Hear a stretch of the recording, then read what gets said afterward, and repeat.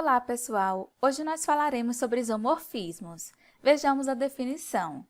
Uma aplicação T de 1 em V é dito um isomorfismo se ela for uma transformação linear bijetora. Se o isomorfismo for entre os mesmos espaços vetoriais, ou seja, se o domínio for igual ao contradomínio, a gente diz que o isomorfismo, na verdade, é um automorfismo. Além disso, nós dizemos que U e V são isomorfos se e somente se existir um isomorfismo T de 1 em V, ou seja, dois espaços são isomorfos se existe uma transformação linear entre eles que é bijetora. Vejamos alguns exemplos. O primeiro é a aplicação I de R3 em R3 que manda uma tripla nela mesma, ou seja, a identidade. Vamos mostrar que ela é um automorfismo, ou seja, que ela é uma transformação linear bijetora. Para isso, para mostrar primeiro que ela é uma TL, uma transformação linear, vamos considerar dois vetores genéricos no domínio. Então, peguei aqui duas triplas genéricas, U e V, e alfa um escalar real. Eu quero mostrar primeiro que ela separa a soma. Então, eu tenho que pegar a identidade e aplicar na soma dos dois vetores. Sendo que a soma a gente sabe que vai dar uma tripla, com primeira coordenada x1 mais x2, segunda coordenada y1 mais y2, terceira coordenada z1 mais z2. Mas a aplicação de identidade, ela manda esse elemento nele mesmo, ou seja, quando você aplica aí nessa tripla, na soma, vai dar a própria tripla, né? E a gente pode reescrever essa tripla como soma de outras duas, que são essas duas aqui que estão escritas. E observe que a primeira, na verdade, é a aplicação de identidade em U, e a segunda é a aplicação de identidade em V, ou seja, ela separa a soma. Para multiplicação por escalar, eu vou pegar a identidade e aplicar no vetor alfa escalar U.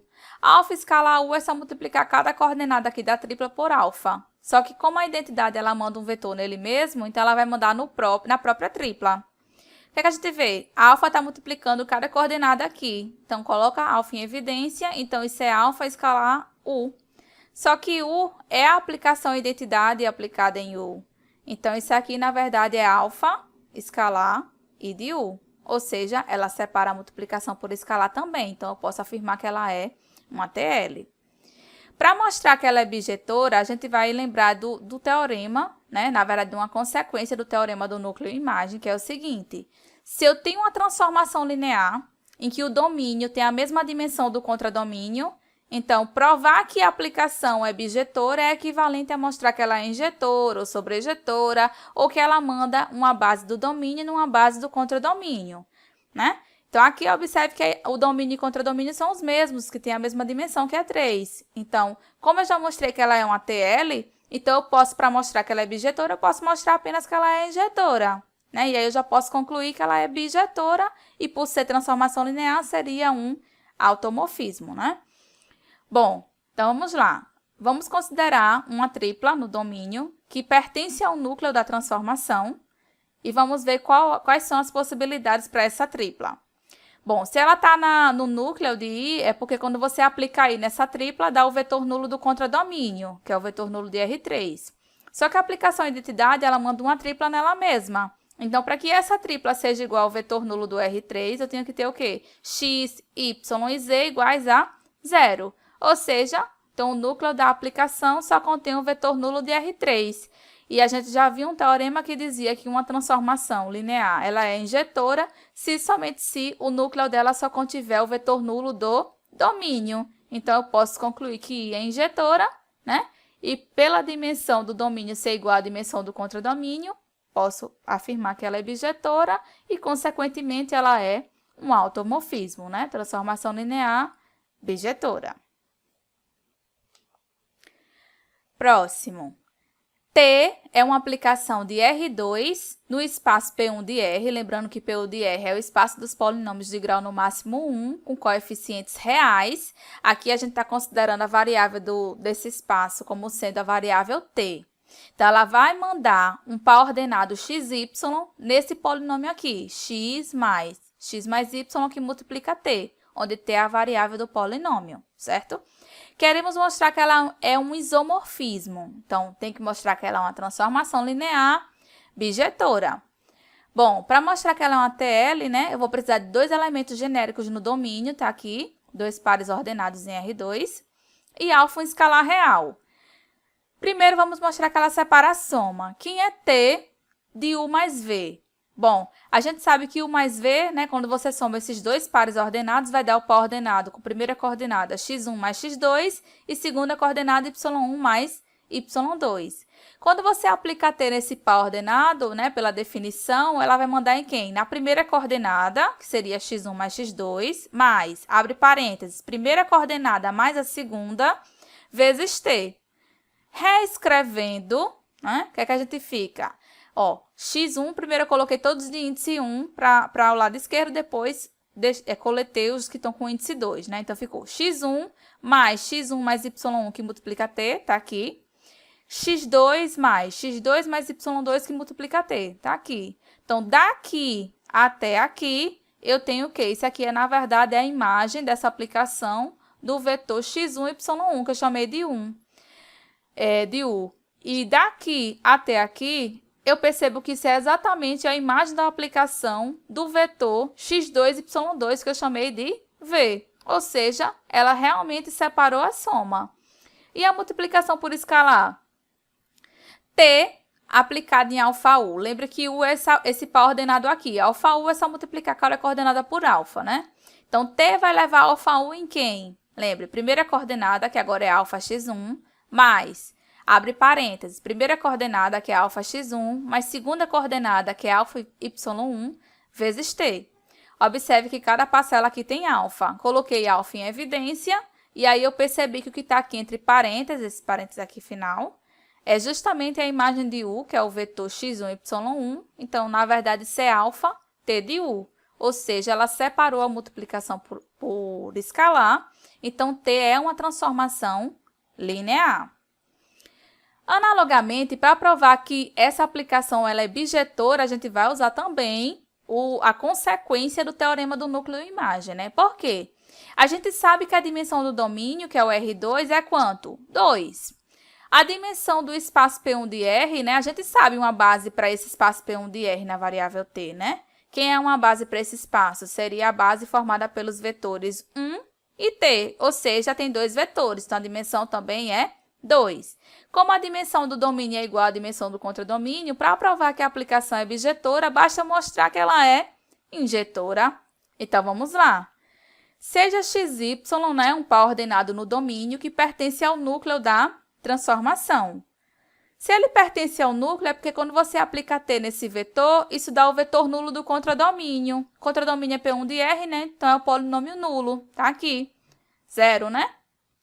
Quem é t de xy, por definição? É x mais, abre parênteses, x mais y vezes t. Para que isso seja igual a esse polinômio nulo, o que é que eu preciso ter? Ó? Observe que do lado esquerdo eu tenho, quem multiplica 1 é como se fosse o x, né? Então, x tem que ser igual a 0. E quem multiplica t aqui? X mais y. Quem multiplica t aqui? 0. Então, x mais y tem que ser 0. Mas como o x já é 0, então y tem que ser 0 também.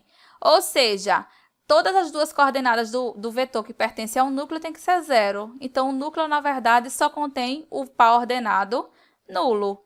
Então, eu posso afirmar que t é o quê? Injetora. Se ela é injetora e o domínio tem a mesma dimensão do contradomínio, e já provei que ela é linear, então, eu posso afirmar que ela é um isomorfismo, ok? Terceiro exemplo. T é uma aplicação que vai de M2 por 2R em R4. Lembrando que esse espaço aqui, M2 por 2R, é o espaço de todas as matrizes de ordem 2 por 2 com entradas reais.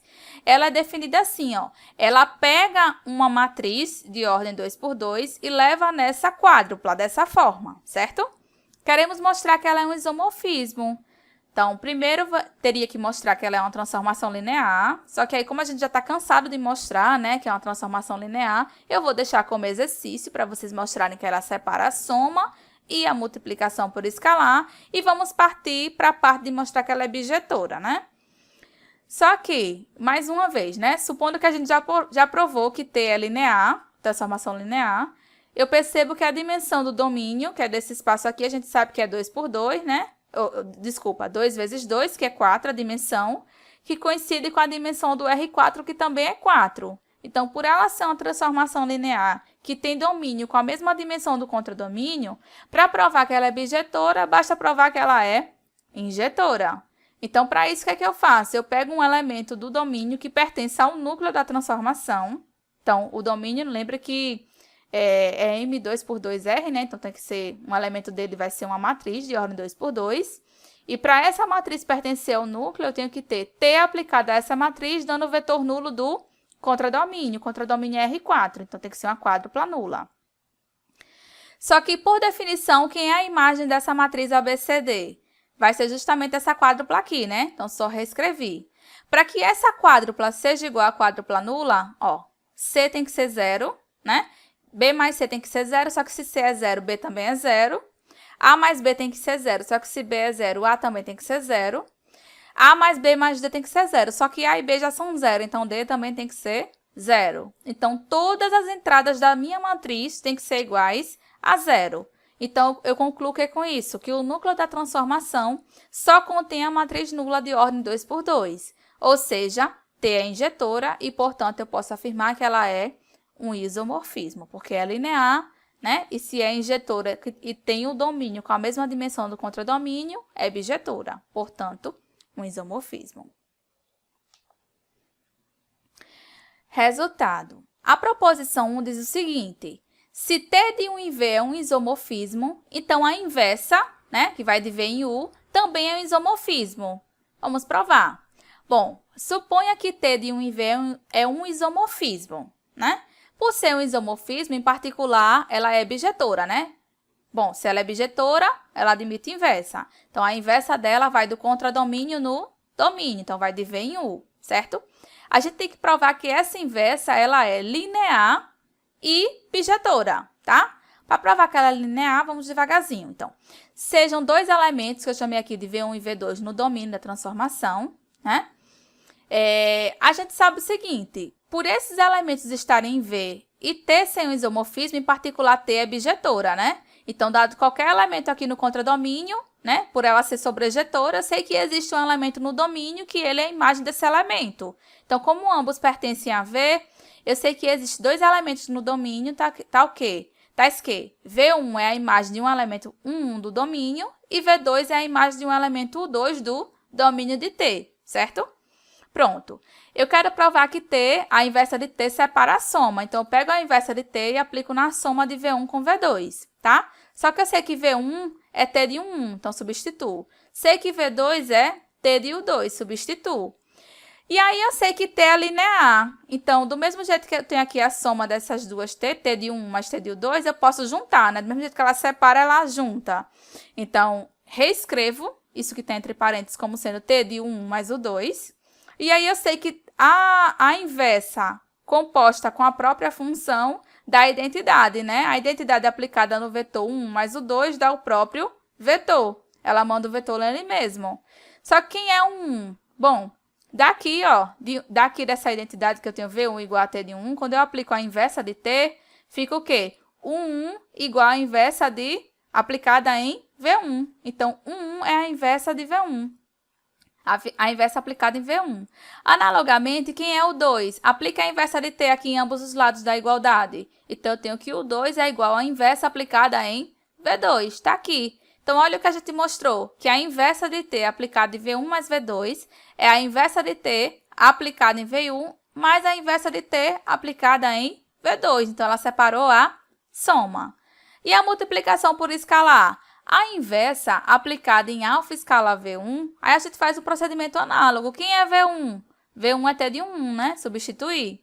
Sei que T também, do mesmo jeito que ela separa a multiplicação por escalar, ela junta. Então, reescrevo isso como sendo T de alfa escalar 1. Ó, a inversa de T aplicada em T, a gente sabe que dá a identidade, né? Porque uma é a inversa da outra. Então, a identidade manda um elemento nele mesmo. Então, manda em alfa 1. Só que é 1. A mesma coisa, aplico a inversa de T aqui em ambos os lados da igualdade. Então, eu tenho que 1 é a inversa de T aplicada em V1. Ou seja, eu mostrei que a inversa de T aplicada em alfa V1 é alfa escalar a inversa de T aplicada em V1. Então, ela separou a multiplicação por escalar. Então, de fato, ela é linear, tá? Temos que provar que ela é bijetora. Então, vamos lá. Para a inversa ser bijetora, ela tem que ser sobrejetora e injetora, né? Então, vamos começar com a sobrejetividade. Bom, a gente tem o seguinte, dado um elemento aqui em U, né? A gente tem que provar que existe um elemento em V, cuja inversa aplicada nesse elemento dá esse elemento Uzinho que a gente tomou em U, tá? Mas antes de chegar nesse elemento, né, a gente começa com um Uzinho pertencente ao contradomínio da inversa, né? Só que a gente sabe que U é o domínio de T. Então, quando eu aplico T nesse vetor Uzinho que eu tomei em U, vai dar um elemento de V. Então, eu sei que a imagem de U por T pertence a V. Ou seja, existe um Vzinho em V, tal que T de U é esse Vzinho, certo? Pronto. Se T de U é igual a esse Vzinho, quando você aplica a inversa de T aqui em ambos os lados da igualdade, você tem o quê? U igual a inversa de T aplicada em V. Tá aqui.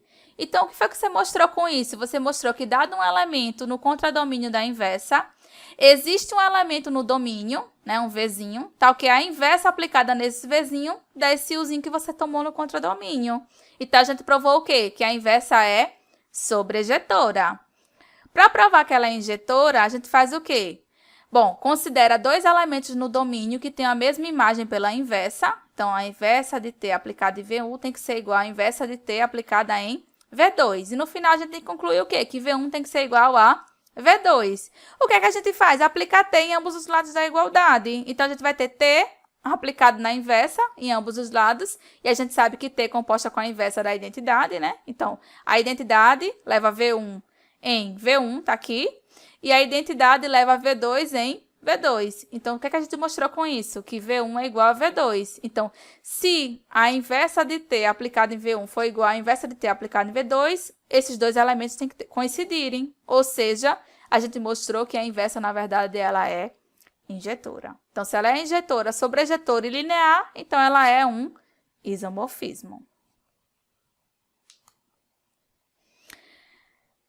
Teorema. O teorema 1 diz assim: dois espaços U e V de dimensão finita são isomorfos se e somente se a dimensão dos dois forem a mesma, forem iguais, tá?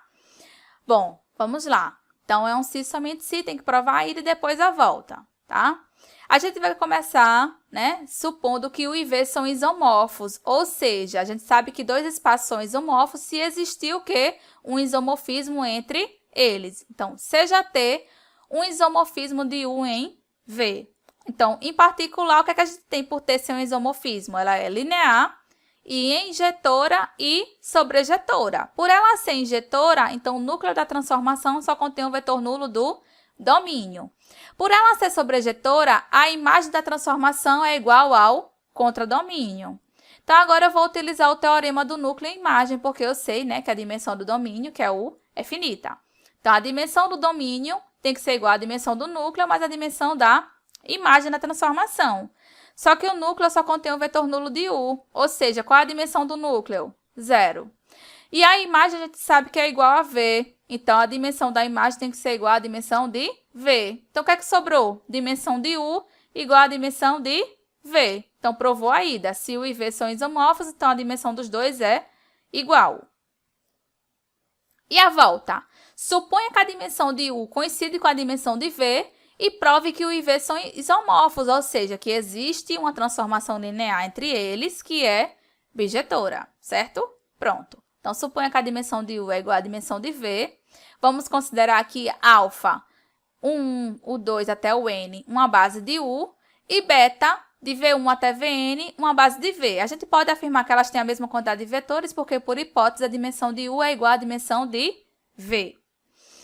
Pronto. A gente já sabe também que, dada uma aplicação em que a gente conheça, né, a imagem de cada elemento do domínio, a imagem de cada vetor que seja a base do domínio, a gente consegue associar a ela uma única transformação que satisfaça essas condições, certo?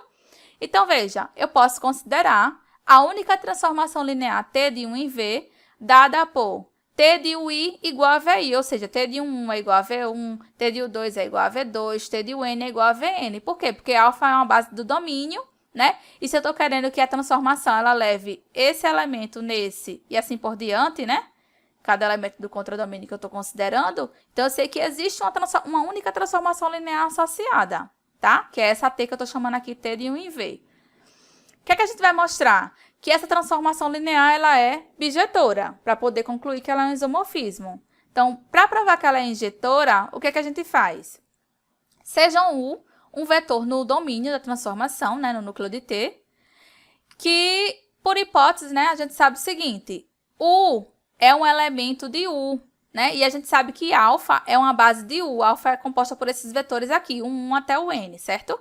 Então, a gente sabe que existem escalares de A1 até a N, tais que U pode ser escrito como combinação linear desses vetores da base de U.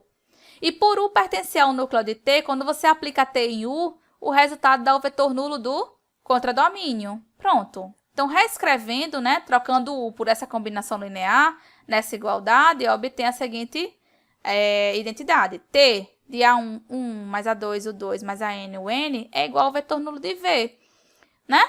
Mas isso é equivalente ao quê? T é linear, e a gente sabe que, elas, além de separar a soma e a multiplicação por escalar, a gente sabe que a imagem de U1 é V1, a imagem de U2 é V2, a imagem de UN é Vn. Então, isso é equivalente ao quê?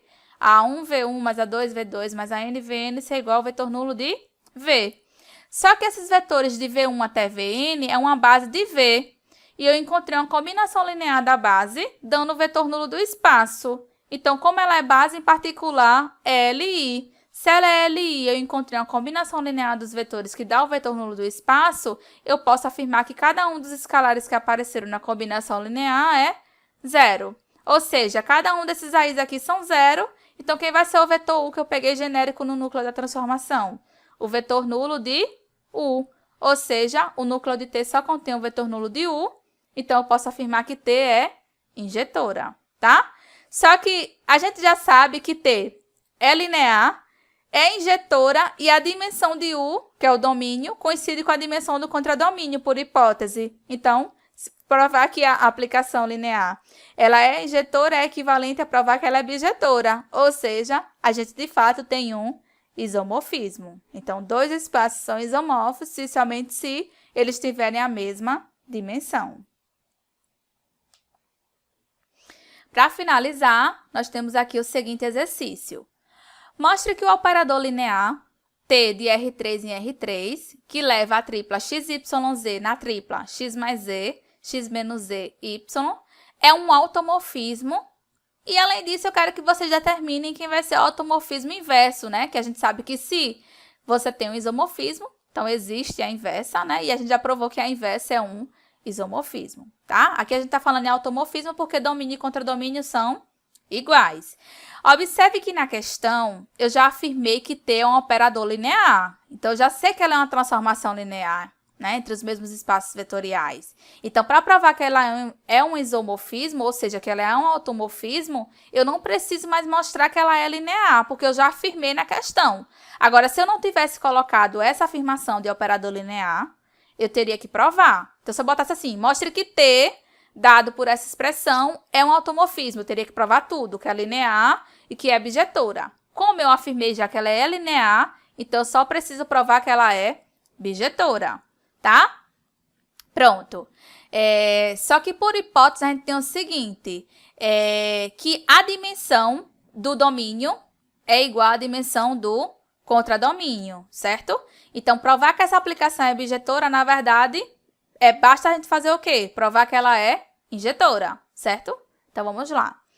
Para provar que ela é injetora, eu começo com uma tripla genérica no núcleo da transformação, né? Que está no domínio, XYZ. E por ela estar no núcleo, quando você aplica T a esse vetor, tem que dar o vetor nulo do contradomínio, que é a tripla nula. Mas quem é T de U por hipótese, né? Quem é T de XYZ? Por hipótese, essa tripla aqui, ó. X mais Z, X menos Z, Y. Para que essa tripla seja igual à tripla nula, eu tenho que ter o quê? Y igual a 0, né? A outra seria a outra condição, x menos z igual a 0, que ela é equivalente ao quê? A x ser igual a z. E a outra seria x mais z ser igual a 0. Isso é equivalente ao quê? Bom, a gente já sabe que x é igual a z, né? Da equação anterior. Então, isso ficaria z mais z igual a 0, ou seja, 2z igual a 0, né? Então, eu posso concluir que z é 0. Se z é 0 e x é igual a z, então x também é 0. Então, tanto x como y como z são 0, né? Então, o vetor genérico que eu peguei no núcleo tem que ser a tripla nula. Então, o núcleo de T só contém a tripla nula, então eu posso afirmar que T ela é injetora. Se ela é injetora e a dimensão do domínio é igual à dimensão do contradomínio, ela já é linear, né, por hipótese, então ela é um isomorfismo. Então, falta provar o quê? Sim, aí eu posso concluir que é automorfismo porque o domínio e o contradomínio são iguais. Pronto. Aí, quem é o automorfismo inverso? Quem é a inversa? Bom, a gente já sabe que a inversa existe, né? Então, a inversa ela vai do contradomínio no domínio de T, como são iguais, né? Vai de R3 em R3. Então, a gente sabe que ela pega uma tripla em R3, que eu chamei aqui de ABC, e leva em outra tripla que a priori eu não sei quem é. Então, eu chamei de XYZ, certo? Pronto. Para descobrir quem vai ser, qual vai ser a regrinha da inversa, eu vou fazer o seguinte, eu vou aplicar T nessa identidade aqui, em cada lado da igualdade. Quando eu aplico T, T composto com a sua inversa da identidade, né? A identidade calculada em ABC dá a própria tripla ABC, né? E aqui do outro lado ficaria T de XYZ, né? Só que T de XYZ a gente já sabe que é a tripla X mais Z, X menos Z e Y. Para que essa tripla seja igual à tripla ABC, o que é que eu tenho que ter? Lembre que eu quero saber quem é X, quem é Y, quem é Z. Todos eles em função de A, B e C, certo? Então, aqui eu tenho o seguinte, ó, da última coordenada eu tenho que Y tem que ser igual a C. Da penúltima coordenada eu tenho o quê? Que X menos Z tem que ser igual a B. Então, daqui eu tiro o quê? Que X tem que ser igual a B mais Z. Ainda não resolvi, porque lembra que X, Y e Z tem que estar em função de A, B e C, certo? Da primeira, eu tenho o seguinte, que X mais Z tem que ser igual a A. Só que eu tenho aqui que X é B mais Z, né? Então, B mais Z tem que ser igual a A. Então, eu posso concluir o que é com isso? Que 2Z é igual a A menos B. Então, quem é Z? A menos B sobre 2. Aí, substituo aqui nessa equação anterior. Então, fica B mais Z, né? Z é quem? É A menos B sobre 2. Então, quem vai ser X? 2B menos B. B mais A. B mais A sobre 2, ou analogamente, né? A mais B sobre 2, que dá no mesmo. Então, eu tenho que Y é C, X é igual a A mais B sobre 2 e Z é igual a A menos B sobre 2. Então, é só substituir aqui. Então, quem é a inversa de T aplicada em ABC? Quem foi X? Aqui, ó. X foi A mais B sobre 2, substituir. Quem foi Y? Y foi C, substituir. Quem foi Z? A menos B sobre 2. Então, essa é a regrinha da inversa. Pronto, e com isso a gente finaliza a questão. Até a próxima aula, pessoal!